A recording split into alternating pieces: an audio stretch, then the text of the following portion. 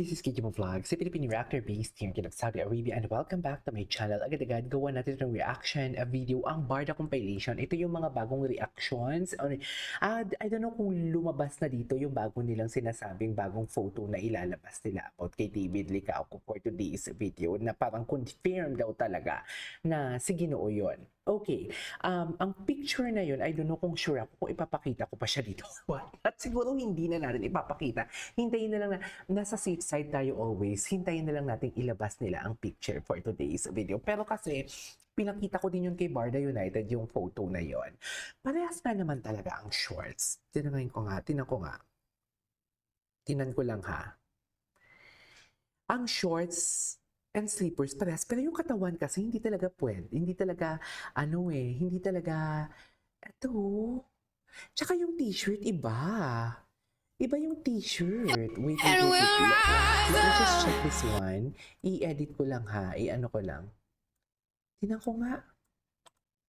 Iba talaga ang t-shirt. Siguro pwede ko naman ipakita, no? Feeling ko ipapakita ko siguro ang picture. At saka yung kamay ni Ginoo is iba. Pero parehas na gray ang shirt. Ang polo shirt, pati shorts. Hindi ko na ipapakita. Hindi ko na ipapakita. Hayaan na natin sila. Pero lalabas din yan mga mami. Lalabas din yan for today's video, ang sinasabi ko. So anyways, ang dami na talaga.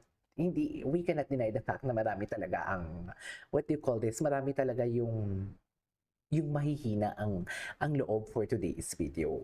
Nahihinaan ang loob. Hindi na natin sila itag na mahinang nilalang. Kasi sa dami ba naman ng issue na nilalabas kay Ginoo, hindi talaga natin ma-blame ang mga what do you call this? Ang mga nakakaramdam ng sakit, should I say, yung mga nakakaramdam ng panghihina, yung nakakaramdam ng sakit. Kasi actually ako din naman umasa din talaga na magiging sila based sa nakikita natin sa parinigan sa Instagram, sa mga interviews, sa mga pahapyaw ko dito na mga nalalaman ko din, but I am not confirming that or hindi ko siya ini-specify kung ano man yung nalalaman ko for today's video. Kasi I know from the fact na pag may ibang istoryang lalabas, may ibang istoryang lumabas lang sa sinasabi ko, maano na yan, matatag na talaga ako yan as parang nagpapaasa and everything. Kaya mas maigi talaga na tipong alam mo yung hindi mo siya i-specify, hindi mo siya something like, how do I say this? Basta hindi po wala kang, hindi specific ang sinasabi mo. It is what it is. So ito na nga yung mga sinasabi ko. Anyways, tingnan natin to yung ang article ni Mama Barda United. Sandali lang, may i-upload lang ako for today's video kasi hindi pa talaga tayo tapos sa pag-upload natin. Can you just imagine? Ang dami-dami kong ginagawa na content everyday. Wait lang, hindi po si David ang tinutukoy niya na it's Daniel Padilla. Obvious ba? Sinabi na nga ni Tio Brian na nasa kanya ang lahat. Actually, totoo din naman. Ang problema lang, ang sinasabi ko nga din talaga is confusing yung GMA tsaka Pambansang Ginoo. Kasi di ba, pag sinabi mo talagang Pambansang Ginoo, it's David Licauco. Di ba? It's David Licauco talaga. We cannot deny the fact na pag marinig mo ang Pambansang Ginoo, usually pag ang casual viewers makakarinig yan, iisipin talaga nila is, oops, it's David Licauco. Kasi sa mga comment section din, it's David Licauco talaga. Pero contradicting din sa sinasabi ng host, na parang sinasabi niya talaga na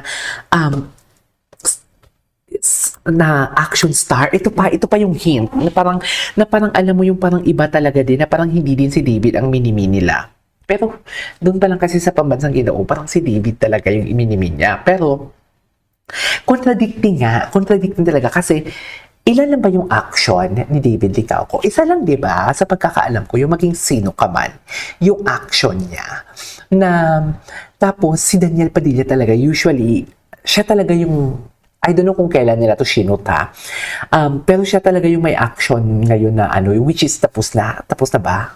If I'm not mistaken, tapos na incognito. Hindi pa ata tapos yung incognito. So, parang ano ba talaga tong purpose ni girl? Sino ba talaga? Siguro ang tinutukoy niya talaga is ang nakatsuksaka niya, should I say? Yung tinutukoy na nasa iyo ba ang lahat, pero dahil gusto, dahil may demolition job nga na nangyayari for today's video or gusto nilang i-cancel si David Licauco kaya dinikit nila ang GMA na network and at the same time dinikit nila yung what do you call this ano pang isa ang pambansang Ginoo pero ang sinasabi ko nga kung ano man yung private life nila, sana man lang huwag nating i-judge o huwag tayong manghimasok. Maraming nagsasabi na Boy Scout of the Philippines pa naman, na mga ambassador, everything. Pero hindi natin alam ang katotohanan. Sa mundong ibabaw, kayo na din ang nagpapatunay na maraming kasinungalingang lumalaganap. Maraming kasinungalingan para lang makapanira, para lang makapanlamang. Yun nga kaya nga ang sabi nga natin, hintayin lang natin si David magsalita or kung hindi man siya magsalita, di yung haka-haka natin, itatak na lang natin yan sa tuktak natin kaysa naman ikalat pa natin yan. No? Parang, alam mo yung wala namang patutunguhan, kundi mag-spread lang ng hate and everything. Kung tunay ka na barda, feeling ko yung tunay na barda, yan din naman yung mentality Diba? Wait lang, i-add ko lang din, may nag-comment pala, actually hinide ko na siya sa comment ko. Hindi ko siya dinili, kundi hinide, mean to say, kahit anong comment niya pa dyan, hindi, parang black kasi yung hidden ka na, parang black yan sa channel, sa YouTube. So sabi niya, I used to like you, Sir KJ, pero parang sabi niya, parang dilulo daw ako. Tapos may nag-comment dun, sa lahat daw ng comment, yun daw yung tama. Teka lang girl, I just want to clarify, kailan ako naging dilulo? Yung analysis ko delusional para sa'yo, analysis ko nga yan, diba? Opinion ko yan, di ba? Based sa nakikita ko, yan yung interpretation ko, di ba? So, meaning to say, meron kang sarili mo interpretation. Dalawa lang yan. It's either mag-agree ka sa analysis ko or sa interpretation ko or kung mag-disagree ka. Dalawa lang yan, dear. Di ba? Pero wala sa choices dyan na sabihan mo kung dilulo. Dahil lang sa interpretasyon ko na magkaiba tayo ng interpretasyon. Okay? Yun lang yun, dear. Sana naman maging analytic tayo. 'Di ba? Maging analytical. Maging analytical tayo for today's video. Hindi lang yung tipong basta lang kayo makabuka ng bibig ninyo at okay na yan. Nakasabi na ako ng ganito ganyan pero hindi mo inisip kung ano yung sinabi mo. 'Di ba? Sana man lang magtanong muna kayo sa sarili ninyo bago kayo magsabi ng ganyan. Right? 'Di ba? Or I don't know kung Barda fans na talaga yun o nagpapanggap lang. Bakla, sinasabi ko sa inyo. Paulit-ulit ko nung sinasabi, balikan nyo pa yung mga video ko. Sinasabi ko sa inyo dito, wala naman ako dinidisclose dito and everything. Kinikilig lang ako sa video na napapanood natin. Na kinikilig din kayo sa napapanood ninyo. Tapos ngayon, umiiyak tayo for today's video. Sasabihin mo yung interpretation ko, mali. Ako yung delusional for today's video. Yung totoo. Choice. Yung totoo, hindi ko mag-gets mga mami. Anyways, tuloy natin to. Hindi po si David ang tinutukoy niya. It's DP. Obvious ba? Sinasabi na nga ito ni Tio Brian na sa kanya ang lahat. Which is totoo. That's the D song.